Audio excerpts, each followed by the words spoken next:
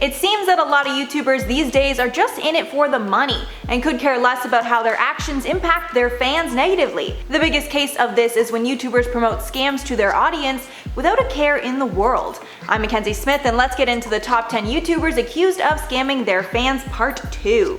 But first, make sure to subscribe if you're new here. And at number 10, FaZe K. 3 members of the FaZe Clan are another group who have been labeled scammers following a pump and dump crypto scheme. After the scam was exposed, the FaZe Clan decided to drop FaZe K from their organization, along with suspending Jarvis, Nikan, and Teko. The scam was surrounding an alleged charity coin called Save the Children. All the above FaZe Clan members mentioned appeared in a video promoting the coin. And not only were they promoting the coin when they knew it was worthless, they tried to make it more appealing by labeling it a coin that would benefit charity.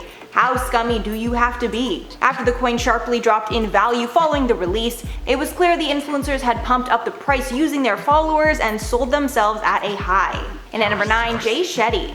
Shetty's backstory reads something out of a movie. After struggling with substance abuse as a teen, he became a monk and traveled the world meditating and preaching about spirituality. After years of this, he started a Facebook page where he ended up racking up over 25 million followers. But it turns out that he was a fraud, and a lot of the motivational quotes that he posts online that he credits to himself are stolen from other people. And of course, we know everyone steals everything on the internet these days, but the fact that he was not giving credit really rubs people the wrong way. Nicole Arbor laid it all out in a video exposing a lot of his lies and plagiarism. Now Shetty credits most of his content, which Arbor attributes to her video. And at number 8, Emma Chamberlain. Emma Chamberlain was the most beloved YouTuber in 2018, and she grew on the platform incredibly fast. So when it was time for her to release merch, her fans were dying to scoop it up. However, instead of traditional merch, she decided to release a clothing line instead called High Key. However, the way the clothing was released led many to believe it was a scam. Firstly, when you went on the website to buy the products, they were all blurred out, so you couldn't even see what you purchased before you bought it, which is really weird. That's something I personally have never seen before, I don't think. Then when the products came, the cries calling it a scam grew even louder. One point of contention was a scrunchie set. She charged $25 for a set of 3 scrunchies, which many found ridiculous. There were also accusations that she dropshipped the products from a Chinese retailer who was selling them for a fraction of what Emma was. The items did sell out though, so it was definitely a success. And at number 7, Tana Mojo. The most infamous YouTuber scam is definitely TanaCon, although no one's really sure if Tana is the one that scammed people or the guy that helped put on the convention, Michael Weist. Tana made the convention just to spite VidCon, the biggest YouTube convention out there, and she went so far as to put the convention down the street on the exact same weekend. Am I the only one who could smell disaster from a mile away? So even though the venue Tana booked could only hold a little over 1,000 people, she sold tickets for about 5,000, leaving 4,000 of her fans that bought tickets to be there standing out in the hot sun for hours. Thankfully, nobody got hurt, but with the lack of security and resources, it had the potential to go even worse than it did. And at number 6, Bella Thorne. When Bella Thorne joined OnlyFans, she was so successful that she broke multiple records, and she even allegedly earned $1 million after just 24 hours, making her the first person to hit that landmark number in one day. However, shortly after, she was called out for scamming for multiple reasons. Firstly, she only revealed after everyone signed up that she wouldn't be doing nude content. Then she tried to privately sell lewd photos of herself for tips, but when the photos weren't actually what she advertised, her page had a record number of refund requests. And as a result, OnlyFans permanently changed the amount that content creators are allowed to accept as tips. This caused massive backlash, with the vast majority of content creators telling her to get off the app. Bella apologized, but the damage was already done. Halfway at number 5, Jake Paul. Jake Paul has dabbled in the world of online education courses multiple times, and every time it was labeled a scam.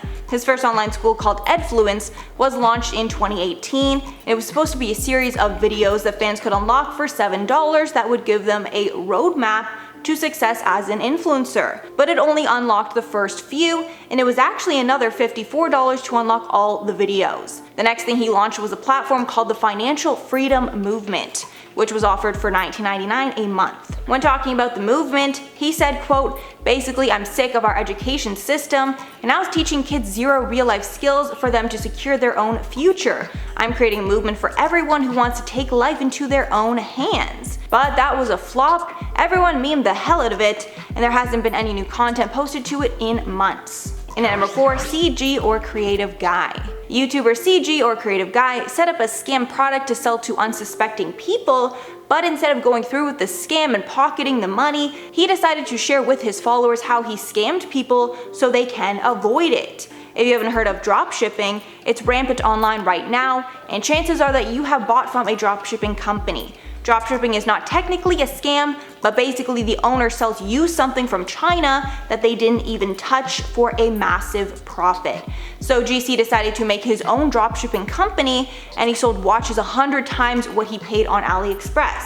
To his surprise, in just one day, he was looking to make over $3,000. But thankfully for the buyers, he told them they were getting pranked before they actually bought, and he showed them the warning signs of a dropshipping site. And at number 3, Gabby Hannah. Gabby Hannah was called out big time for allegedly scamming her fans after she promoted makeup brushes on her channel that were not good quality. The company in question was Kenza Cosmetics. In her video, Gabby said the brushes were free and you only paid for the shipping, which was $10. After many of Gabby's fans started purchasing the products, they started to get disappointed when the brushes did not arrive after a few weeks.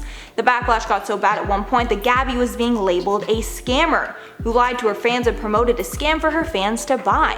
After the outrage against Gabby, she decided to address it all in a video, and she famously told her fans that they needed to, quote, "manage their expectations when buying products online." And although this isn't an outright scam, Gabby definitely should not have promoted this. And at number 2, Caroline Calloway. This Instagram influencer has had a rough few years and has been labeled a scammer on multiple occasions. She became known online for documenting her life as a 20-something in New York, famous for her long and detailed captions about her life. But it all came crashing down when she decided to host a few workshops for $165 a head.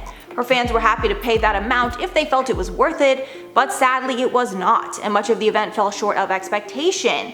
But that's not all. She was labeled a scammer once again when a former friend of Calloway's exposed her for having a ghostwriter. This was yet another stain on Caroline's reputation and made it clear that she had a lot of secrets. And finally at number 1, Belle Delphine. Belle Delphine is infamous online for trolling her own fans, and she did it best with her bathwater scandal. Whether this is a scam is in the eye of the beholder. Honestly, I think she's just a genius businesswoman. After getting numerous requests from her fans, Belle decided to bite the bullet and sell her dirty bathwater in jars for $30 a piece. The stunt went so viral that the bathwater was sold out almost immediately. After getting tons of backlash for the sale, she decided to do it once again and sold out the next round of bathwater in minutes as well. It's long been rumored that the bathwater isn't actually hers to protect her DNA and a whole host of other reasons, but I guess we may never know. So that's all for the list, guys. Let me know your thoughts below. But before I go, I'm gonna shout out some comments from YouTubers that are a bad influence. Sarah said, "All they wanted was to be an influencer, never promised to be a good one." That's true. I mean, really, they didn't sign up to be role models. They signed up to create content online, and that's really it. And then they became role models, so there is like that dichotomy. It's definitely interesting. It's your kids are watching. Should you change the way you are? Definitely room for debate there. Then Sarah said again, "I wonder if Tana's parents are proud of her. On one side she's making money and probably at least helping her parents if not supporting them. On the other hand, she's making it by showing off how horrible of a job her parents did raising her and teaching her right from wrong and other basic human decency." So on the topic of her parent, I actually used to be a pretty big fan of hers back in the days when she was just like entertaining and less problematic. She really has a bad relationship with her parents, so I don't think she speaks to them at all. Kind of could be like the reason the way she is, like really brash, outlandish, all that, because she's an only child who had like a tough relationship with her parents, so that part of it, yeah, she definitely doesn't talk to them anymore. Then Helmonte said, "Oh well, Jeffree Star should have been here too, to be honest."